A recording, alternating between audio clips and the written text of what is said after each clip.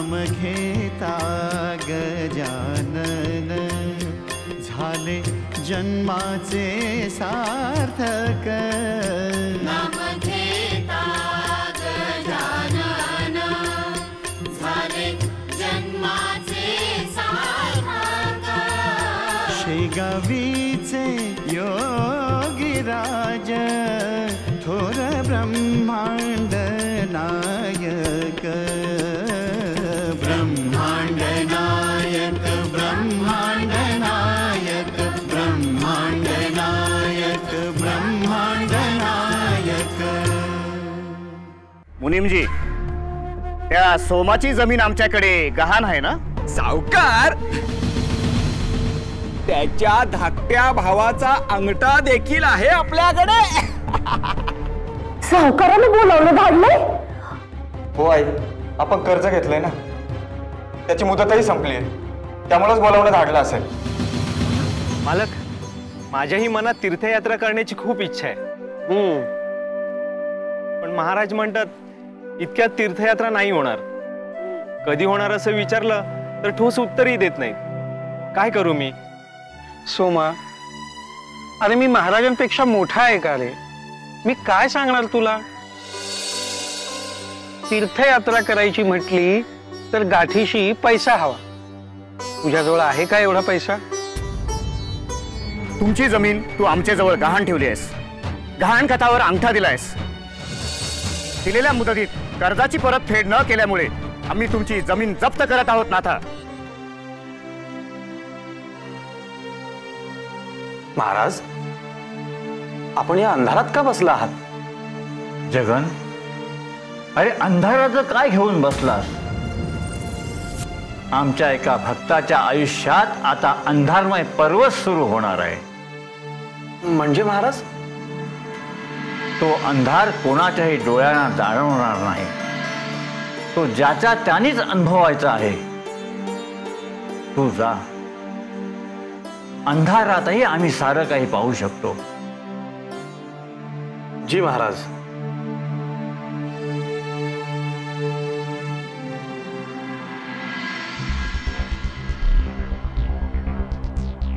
काय ग, साडी करतीस होय नवऱ्याजवळ? तरीच मी म्हणते, माझा मुलगा बायकोच्या मुठीत कसा?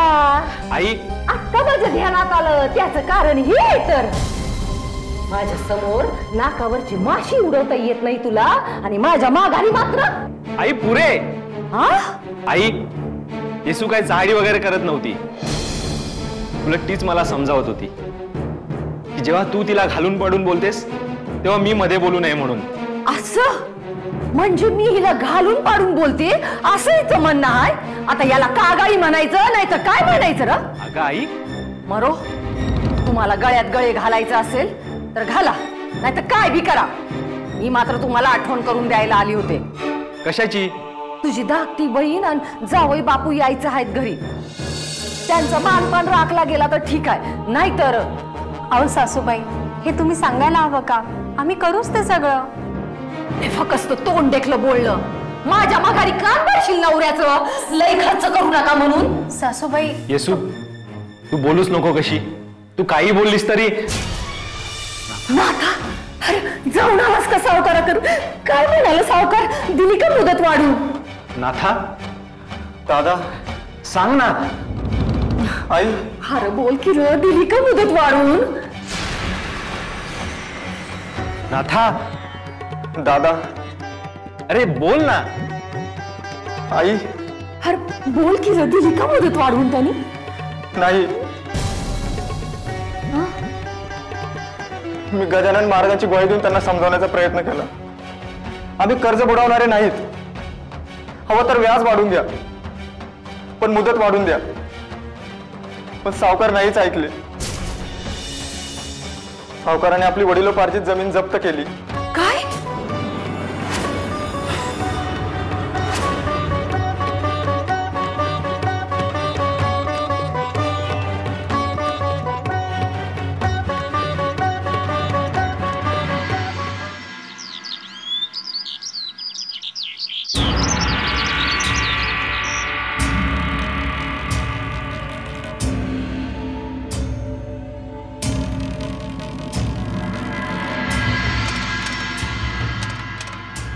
धाकटी बहीण आणि जावई यायचं आहे घरी. त्यांचा मानपान केला गेला पाहिजे. येसू नणंदेची ओटी भरेल, जावई बापूंनाही धोतर जोडी देईल. त्यावेळी त्यांनी विचारलं, जमीन सावकाराला देऊन आमचा मानपान करताय का? तर काय उत्तर देऊ? हे असं जगण्यापेक्षा मरत का नाही मी?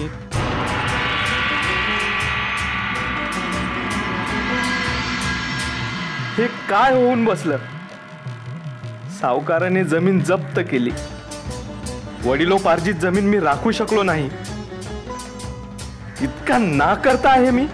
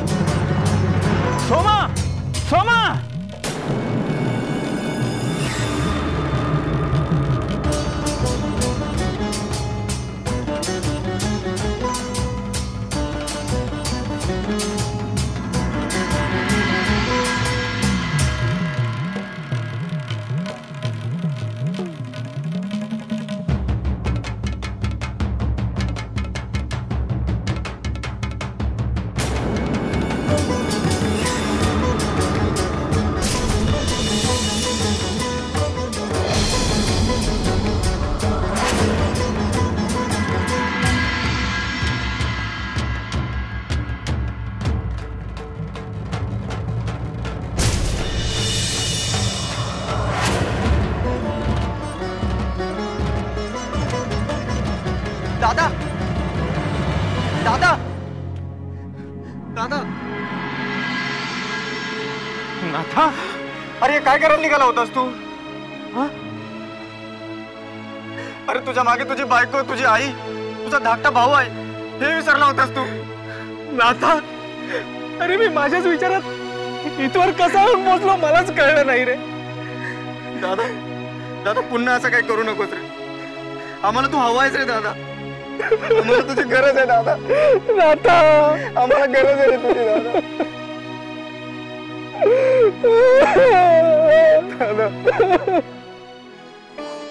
राम लक्ष्मणाची जोडी शोभते खरी. कोण आहेत हे महाराज? आपला सोमा आणि त्याचा धाकटा भाऊ नाथा. महाराज, आता त्यांची परिस्थिती खूपच वाईट आहे. त्या दोघांनी सावकाराकडून कर्ज घेतलं होतं आणि ते वेळेत पूर्ण न केले गेल्यामुळं त्या सावकारानं या दोघांची जमीन जप्त केली आहे महाराज. ठाऊक आहे आम्हाला, वाईट झालं खरं. पण काय महाराज? सोमाला आपली जमीन सावकाराकडे गहाण पडली हे दुःख पचवणं जोर जाणार आहे. तो भान हरकून बसलाय. तो डोहात पडणार होता. म्हणजे? पण आपल्या धाकट्या भावामुळे वाचला महाराज. पण आता नाथाला कोण वाचवणार? महाराज, आपण काय बोलताय? सर्प, काळ सर्प.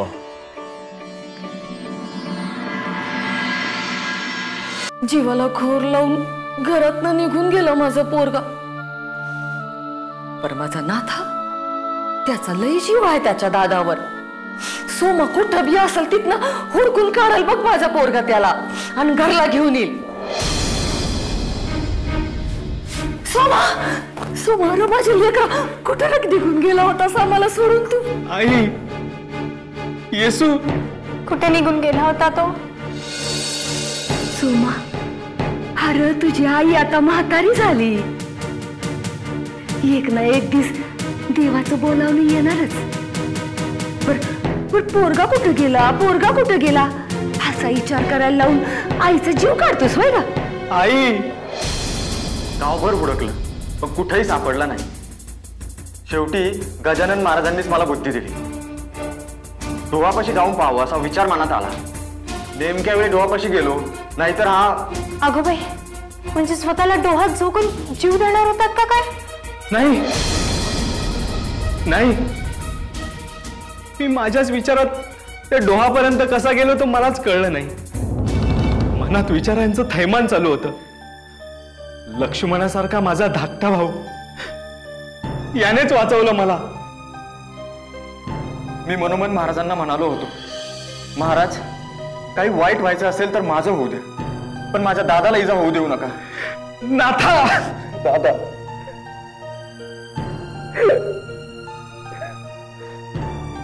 दादा पुन्हा असं नाही करायचं. नाही नाही करणार. अरे आपण तरुण आहोत, भक्कम शरीर दिले देवानं आपल्याला, दणकट हात पाय दिलेत. अरे कष्ट करून दुसरी जमीन विकत घेऊ आपण. वडिलोपार्जित जमीन हातनं गेली म्हणून असे हातपाय गाळायचे नाही आपण. काय आई, काय वहिनी, आता मला जायला हवं, माझी वेळ झाली. कुठं निघालास र? रात्री रखवालीचं काम घेतलंय भारद्यांच्या शेतावर. येतो म्हणून शब्द दिलाय, जायला हवं. अरे पर भाकर तुकडा तरी खाऊन जा की. नको, आधीच उशीर झालाय, मी येतो सकाळी. सोमा, लेकरं पुन्हा नाही ना असं निघून जायचं असतो? नाही ना? नाही आई, नाही.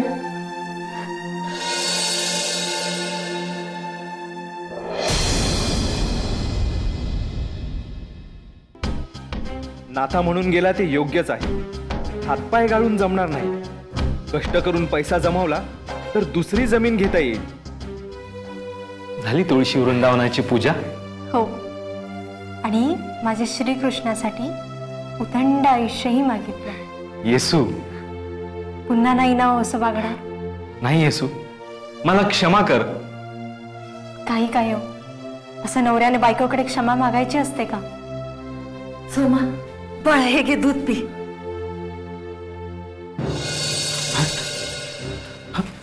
काय झालं याला? नाथा, काय झालंय? नाथा, हे नाथा, दादा साप चावून मेला.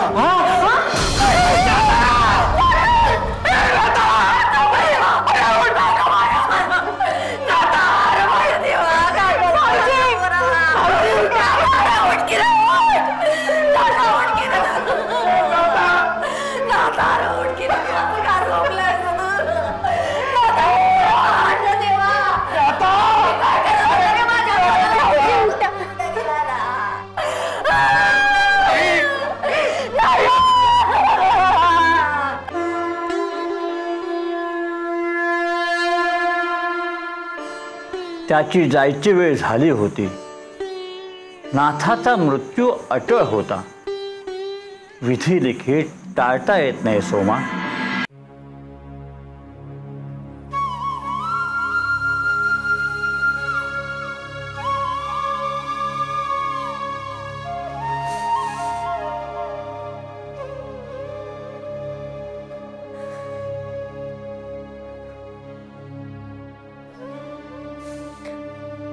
माझा नाथा गेला. शेतावर जाण्यापूर्वी म्हणला होता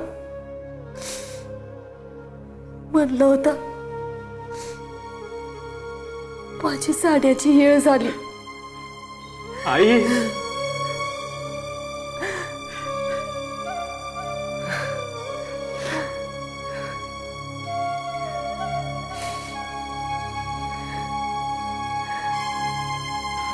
मी गजानन महाराजांची गोळी देऊन त्यांना समजावण्याचा प्रयत्न केला. आम्ही कर्ज बुडवणारे नाहीत. हवं तर व्याज वाढून द्या, पण मुदत वाढून द्या. पण सावकार नाहीच ऐकले. सावकाराने आपली वडिलोपार्जित जमीन जप्त केली.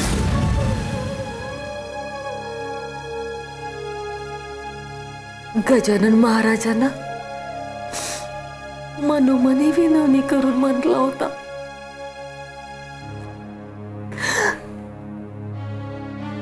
गेला माझा नाथा. आई, खरंच गेला.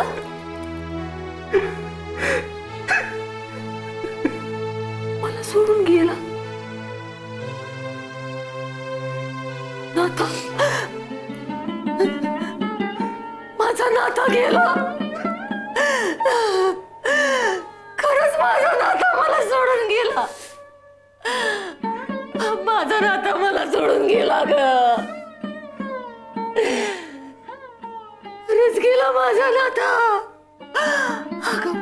सांता गेला.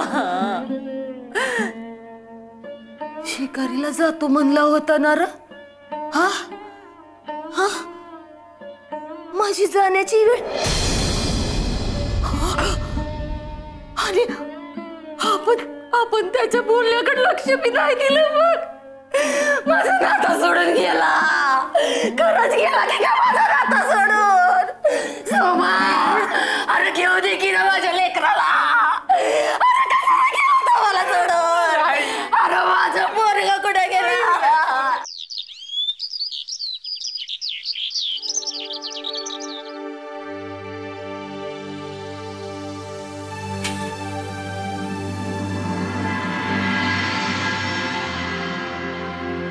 अगं ये आटपकी भराभरा. काय चाललंय तुझं हळूहळू? सासूबाई, मला बरं नाही वाटत आहे. बरं नाही वाटत?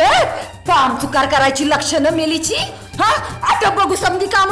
नाही हो, खरंच सकाळपासून पोटात खूप मळमळतंय. काय म्हणलीस? हो, खूप पोटात मळमळतंय आणि कोरड्या ओकाऱ्याही येत आहेत. खरंच सांगतीस? हो. यसू, अगं खरं बोलतीस आहे तू? अगं बाई, काय ऐकते मी? खरंच वाटत नाही बघ. येसो, ये येसो. सोमा, अरे बघत काय राहिलाय? लई आनंदाची बातमी आहे बघ. अरे तू बा होणार आहेस अन्याजी. आई, आपल्या घराला वंशाचा दिवा मिळणार बघ. मला पक्की खात्री आहे. सुनाच्या पोटी मुलगा जन्माला येणार. माझा नाता पुण्यांदा आपल्या घरात येणार. वय सोमा, खरंच आपल्या घरात वंशाचा दिवा लाभणार बघ. माझा नाता येणार.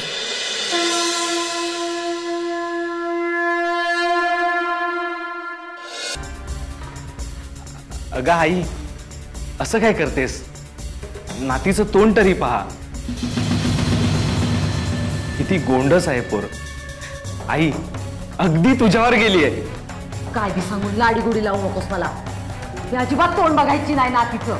आई, तुझी बायको कपाळ करंडी तशी तुझी पोरगी बी असणार हे सांगायला काय ज्योतिषी नको? अगं आई, येसूची मुलगी माझी मुलगी नाही का? सोमा, माझी मुलगी तुझी नात नाही का? अगं आई, मुलगा होणार का मुलगी हे आपल्या हातात नसतं. तू काय बी सांगू नकोस. मी अजिबात ऐकायची नाही.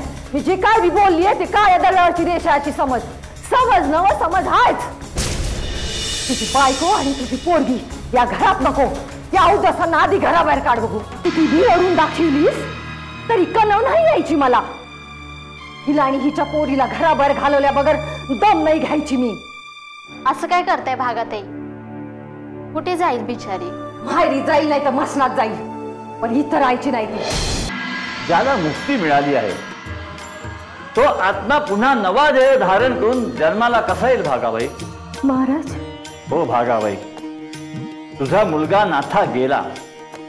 तो जाणारच होता.